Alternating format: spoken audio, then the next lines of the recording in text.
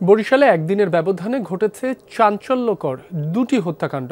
ছেলের হামলায় নিহত হয়েছে বাবা, আবার বাবা মা হত্যা করেছে সন্তানকে।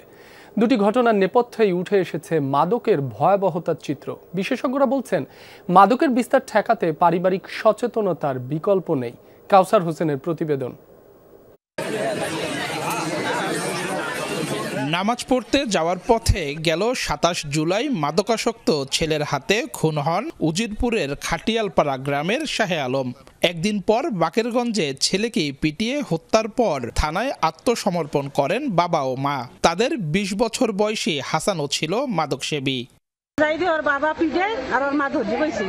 আমি ওর বাবার পাও ধরছি, জড়াই বাবা ভাই তুই ওরে মারিস না। ছেড়ে দিয়ে তার বাপের গলায় সে বসিয়ে দিয়েছে এবং এর পিছনের যে আসলে কি ঘটনা তাদের মধ্যে দূরত্ব আছে কিনা। বরিশাল সহ দক্ষিণাঞ্চলে বাড়ছে মাদকের ভয়াবহতা। নানা অপরাধে জড়াচ্ছে কিশোর থেকে তরুণরা, সাথে স্মার্টফোনের অপব্যবহারও ফেলছে নেতিবাচক প্রভাব। মাদক সেবনের কারণে ব্রেনের বিভিন্ন ধরনের রাসায়নিক উপাদান যেমন নিউরোট্রান্সমিটার, ডোপামিন, সেরোটোনিন এটার ক্ষরণ বেড়ে যায়, যার ফলশ্রুতিতে একটি মানুষ যখন খারাপ কাজ করে এর ভিতরে সে আনন্দ খুঁজে পায়। মাদক সমাজ ধ্বংস করে, রাষ্ট্র ধ্বংস করে, পরিবার ধ্বংস করে, ব্যক্তি জীবনকে ধ্বংস করে। মাদকাসক্তের মূল কারণ হলো মানুষের নীতি নৈতিকতার অবক্ষয়। প্রত্যেকটা ধর্মের মধ্যেই যদি মাদককে নিয়ে আমরা যদি বিস্তারিত আলোচনা করি বা বিভিন্ন সভা সেমিনার করি, তাহলে এই মাদক থেকে পরিত্রাণ পাওয়ার একটা উপায় আছে।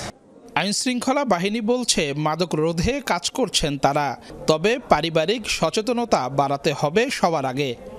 যে পর্যায়ে আমরা আমাদের কার্যক্রম চলছে এটা মতটা সন্তুষ্ট নয়, তারপর যা চলছে আমাদের, তো এই আমার মনে সচেতনতা খুব ইম্পর্টেন্ট হয়ে গিয়েছে।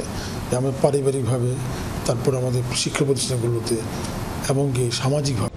বরিশালে মাদকাসক্তদের স্বাভাবিক জীবনে ফেরাতে কাজ করছে বেশ কয়েকটি নিরাময় কেন্দ্র।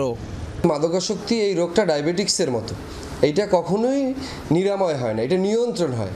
এইটা মানতে চায় না সবাই, মনে করে যে নিরাময় কেন্দ্রে চিকিৎসায় দিলেই ছেলে ভালো হয়ে যাবে, কিন্তু এই আসক্তিজনিত রোগটা কখনোই ভালো হবে না, এটা নিয়ন্ত্রণ হবে। কাউসার হোসেন, যমুনা নিউজ, বরিশাল।